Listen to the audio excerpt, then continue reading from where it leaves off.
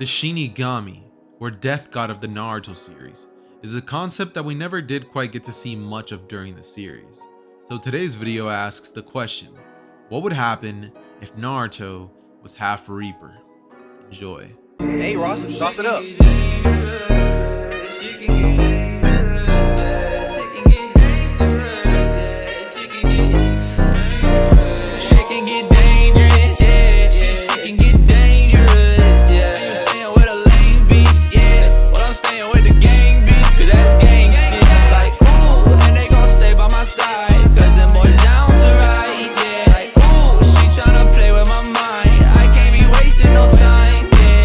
I'm sorry, Kushina. I have to do this for the sake of the village. Minato uses the Death Reaper seal and proceeds to seal the Nine Tails into his son, Naruto. But something changes. It's as if the Reaper that he had summoned acted upon his own accord.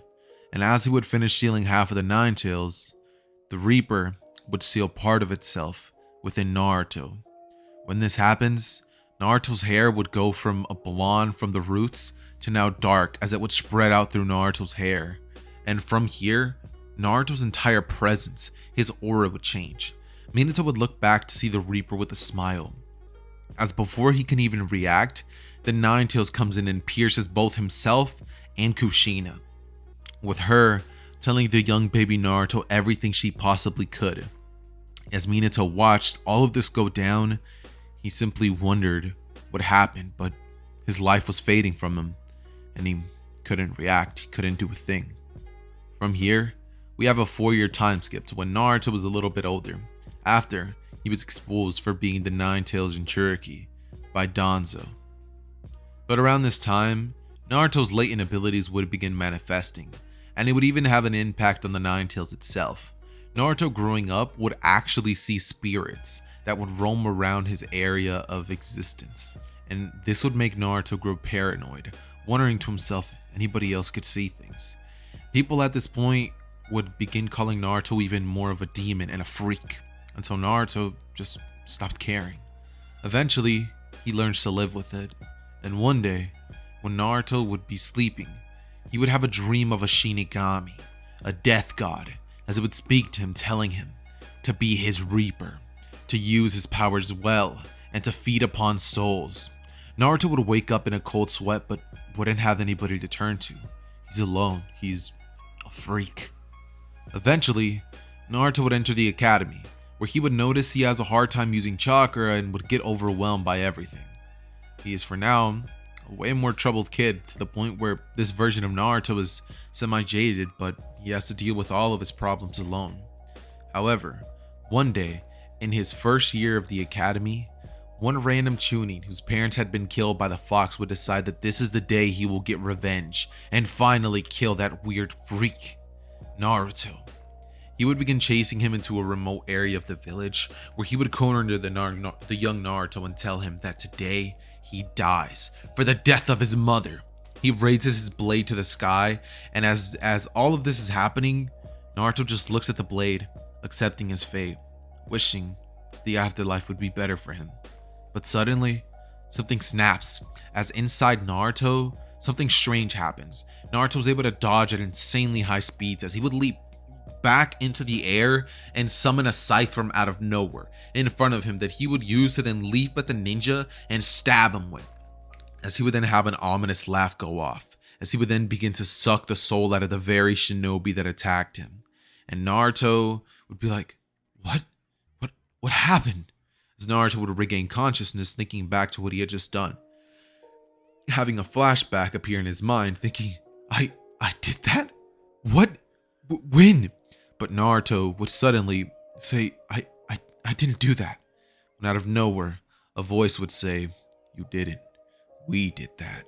As Naruto freaks out, asking, who's there? Who was that? But he would simply back up into the corner with, holding the kunai that he had in his hand and the sight that is now there, as he's just like, who's there? But then, suddenly, the Reaper would manifest itself into the real world, as it would explain that he is a part of him, intertwined with his very soul, saying that the older and stronger that he becomes, the more access to the Shinigami's powers he'll have. With Naruto being shocked, thinking, wasn't a dream. As for some reason, killing that Chunin, for some strange reason it gave him access to his abilities and battle knowledge that Chunin had acquired over the years. Naruto, after this incident, would decide that maybe he'll be respected by gaining power. And so, for the next 2 years, after having this realization come to him that he has Shinigami powers, he would begin training these abilities to the extent, taking souls from unlucky villagers who would cross his path, and Naruto would grow his power more and more as the days go by, with Naruto becoming far more cocky and having the powers of a death god at his side as well, becoming more introverted, less caring about the world, simply seeking power. Eventually, the day of the final would arrive, with Naruto easily acing it and simply disregarding anybody around him. Something, however, would catch his attention when he was sitting down writing some notes on his paper. He overhears Mizuki lying to a student about a secret portion of the final exam. And so, Naruto would decide to step in and meet Mizuki in the forest. When this would happen, Naruto would jump from tree branch to tree branch, being absolutely silent, with Mizuki simply waiting for the kid to bring back the scroll of sealing. He would suddenly hear a tree branch crackle as Mizuki is on guard and he looks behind himself saying, "Who's there?" But nothing. It's as if whoever was there teleported out of its sight. Mizuki would go back to thinking it's probably just a bird or something. But suddenly, he would get kicked from the back and sent crashing into the ground, where Mizuki would take out his Demon Wind Shuriken from his back and say, "I'm warning you, I'll kill you if you get in my way." And suddenly, Naruto would appear before Mizuki with a hood on, a black hood on, as Mizuki would say, "Naruto, it's just you. What are you doing here? Aren't you supposed to be home by now? It's late. Go back. Leave." And Naruto would say, "Mizuki, Mizuki, Mizuki. How wrong you are. To think, my Chunin instructor would try to betray the village and take the scroll of sealing for himself. You always were pathetic." As from here, he begins taking steps closer to Mizuki, who at this point takes out a kunai and rushes at Naruto's direction. But Naruto would meet him by slapping the kunai straight out of Mizuki's hands and then gut punching him, sending Mizuki back as he coughs out blood in the process, and Mizuki would say, "What the hell?" But suddenly, Naruto would just have this creepy expression on his face as he summons a scythe before him, and Mizuki would say, What is that?" But Naruto would just proceed to stab into Mizuki's chest with it, as his literal soul would come out of his mouth and would feed itself into the scythe. As Naruto looks towards Mizuki's direction, he then says, "Good, at least you are worthy of something. You raised my power by 1%. Something is something, I guess." He would simply wait there as the kid would finally arrive with a scroll of sealing, and Naruto would look at him as he would say, "It's a shame. You actually did it." He would walk towards the kid with a smile on his face before suddenly holding him by the throat and sucking a soul straight out of his body, before saying, "I'll take that." The kid would fall limp to the ground with his body becoming pale and white, as Naruto would begin reading the scroll of sealing, seeing a bunch of jutsus. One called the reanimation jutsu, another the flying Raijin, more the shadow clone jutsu, and a bunch more other than that. He would also see something by the name of Rasengan. And so, Naruto would decide to take out his very own scroll and write down all of these jutsus on it, as Naruto would then proceed to run back to the Hokage's office and place the scroll of sealing back without anybody noticing what had happened. Naruto discards the bodies far away, burying them in a place where they would never be found, and Naruto would appear in the academy the very next day, simply waiting for his finals score to be announced, with Naruto actually being named the Rookie of the Year. Sasuke scoffs at this mention, saying that he should have gotten that. And when Sakura hears this, she gets up out of her seat as she points her finger right into Naruto's face, saying, "He doesn't deserve to be the Rookie of the Year, my Sasuke-kun." But before she could finish her sentence, Naruto would look at her and give her this stare of like, "If you don't move your finger, I'm going to kill you." And Sakura, feeling this presence come off of Naruto, she would quickly back up before sitting down and not saying a single word. Following this, everybody would have their teams be announced, and Naruto, Sakura, and Sasuke would wait for their Jonin instructor Kakashi Hatake to finally arrive. He would do so, and when he would walk in, there'd be no prank. He simply would turn to the students before saying, "Meet me on the roof. You have a minute." Everybody would do so, and Naruto would be there before even Kakashi could arrive, with him wondering, how fast is this kid? Suddenly, he would then begin asking what their goals are. Sasuke's and Sakura's would remain the same, and Kakashi's explanation would as well. Naruto, however, would say something a bit different. He would say he wants power. That's it. Nothing more, nothing less. His likes are fighting, and fighting powerful opponents at that. His dislikes are weaklings and weak souls. As Kakashi would say, souls? And from here, the group would be confused. Kakashi would simply proceed to poof away before telling them to meet him at some random training spot for their final test. Sakura and Sasuke would hear this, wondering what that was all about, and the very next day would pop up with Naruto, Sasuke, and Sakura arriving at the place about 2 hours before Kakashi would finally arrive. Once he would do so, he would find Naruto sleeping by a tree before waking the group up and telling them that they need to get ready for the bell test, explaining that he got lost on the path of life and he's sorry for being late. Naruto wouldn't really mind, seeing as time is kind of irrelevant to him. Naruto could choose to age or not age as slowly or fast as he truly wishes to. Once he gets to a certain age, Naruto could genuinely stop his aging processes entirely, because if Naruto was to please it, he's technically part immortal. He is half Shinigami after all. And so, Naruto would look towards Kakashi's direction after he explains the rules, with him saying, "Come at me with the full intention to kill." Naruto, after hearing this, would think to himself that sounds like fun. He'll finally get to fight a powerful opponent. And so, Naruto would start the battle by rushing in Kakashi's direction, throwing a bunch of taijutsu attacks that are a lot like what a Chunin would throw. Kakashi would be quite shocked and be like, "What? This kid, he's fast. And his movements are kind of refined. Way better than what I expected from some genin." But from here, he would end up hitting Naruto away, causing Naruto to shed blood from his lips as he would lick it and say, "Good. This is the thrill I've been searching for." And from here, he would rush back in before weaving a bunch of hand signs and lightning style would appear on his hand. As he would shoot out a stream of electricity right at Kakashi's direction, Kakashi would think, "What? It's so similar to the Chidori." And from here, Naruto would appear behind Kakashi with him saying, "You said full intent to kill, right, sensei?" As he would kick him up into the air and then jump up as he summons his scythe from out of nowhere. He would then go in to try to slash at Kakashi, but it would be revealed to be nothing more than a substitution. Naruto would land on the ground with a smile on his face as he looks down and lets out a chuckle. Says, "Substitution? Stop playing these jokes, Kakashi. I don't have time for this." He would then proceed to look at Kakashi and say, "But I guess it can't be helped. I'll weed out the real one." He would weave 2 hand signs as he would then say, "Multi-shadow clone jutsu." And from out of nowhere, 1,000 clones would spawn, with Kakashi being absolutely shocked at how much chakra this young kid has. But they would then rush in and begin to fight against Kakashi, looking for the real one. Kakashi would create about 10 clones before tiring himself out, and they would all rush at the Naruto clones, as they would all pretty much be completely outclassed, and Naruto would feel this dark, ominous aura coming off of Naruto, having to actually activate the Sharingan, shocking Sasuke into thinking, "What? He's not an Uchiha. How does he have access to that?" But Naruto doesn't care. He just wants more power, more strength, more of a challenge. He rushes in himself, just pretty much causing all the shadow clones to go back into him. As he would rush in, and in a moment, Kakashi would see his life flash before his eyes, as Naruto was about 1 inch before hitting him with his scythe, saying, "You know, Kakashi, you gotta be a bit more careful with your orders next time. You almost lost your life."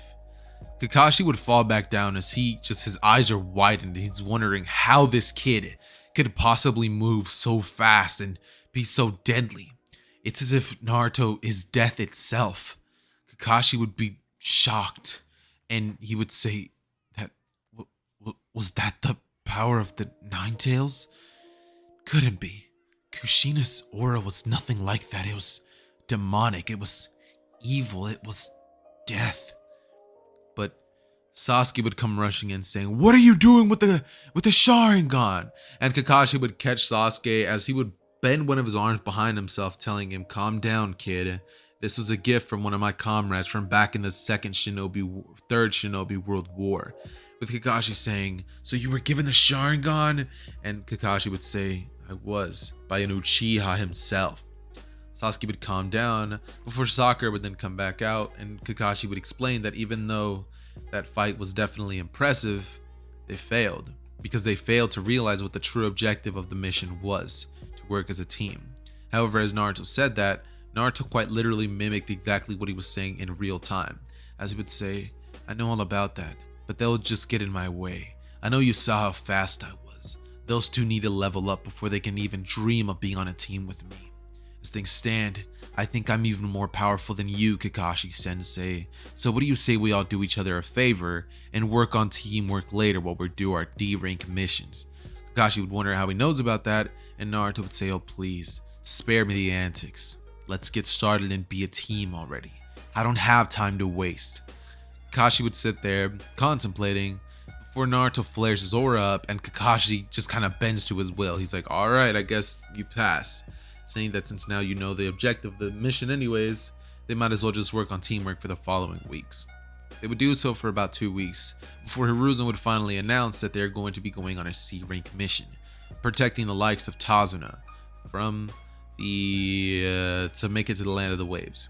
Tazuna enters the room a drunken mess, and when he would do so, he would begin to flagrantly disrespect all of the members of Team 7, before finally getting to Naruto and saying, "Somebody like that's supposed to protect me? Is this some kind of joke?" But before he can say it, he quite literally would have Naruto right in front of him with his eyes staring deep into his soul, saying, "Do you want to die, old man?" as he whispers that into his ear, and Tazuna stops everything. It's as if he sobered up in that same instant. Naruto will then back up as Tazuna says, It'll work." And from here, the team would meet up the bridge the very next day, all of them being excited and ready to go on with the mission, with Kakashi explaining his doubts about Naruto to Hiruzen. But Hiruzen would simply state that Naruto has been alone most of his life, so it stands to reason why he acts like that. But even though he thinks Naruto's a bit strange, he's never seen him kill or anything, so he doesn't know if he truly has the gut for that. So he simply waits. And as soon as the Demon Brothers with the water puddle would pretty much be around the corner, seeing as the Genjutsu is placed and all that, when Naruto sees this and the Demon Brothers would rush in at their direction, Naruto stops both of them in an instant, flashing out his scythe as he slices both of the brothers, and in an instant, Naruto rips their souls out before they had any chance to even react, with the two Demon Brothers literally falling onto the ground limp and their skin pale. Kakashi would be shocked, thinking to himself, that was instant death. How did he? Naruto would turn to Kakashi after saying, "Now those souls, they packed a little bit of a kick behind them," with Kakashi thinking to himself, did he just take their souls? What is this kid? Minato, I don't know what you did when you gave birth to this kid, but he's a little monster. A drop of sweat would go down Kakashi's face as he would say, "I'm just glad he's on my team." And from here, they continue on with the mission, with Kakashi questioning Tazuna as to the true ranking of this mission.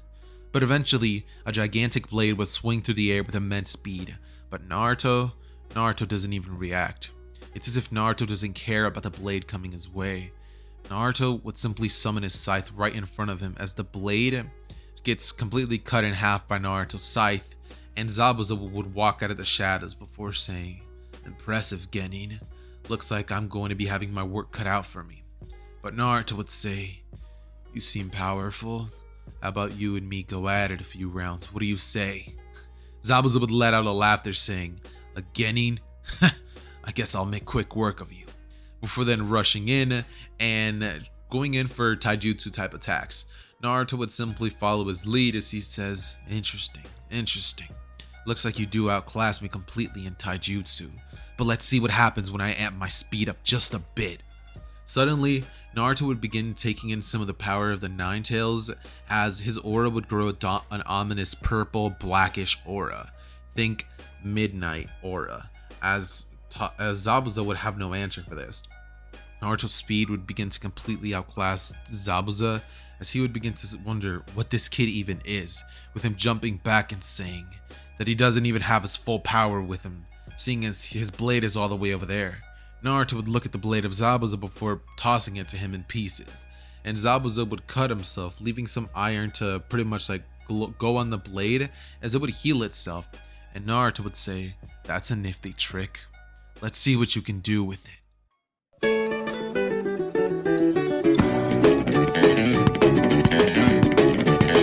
Like for part 2!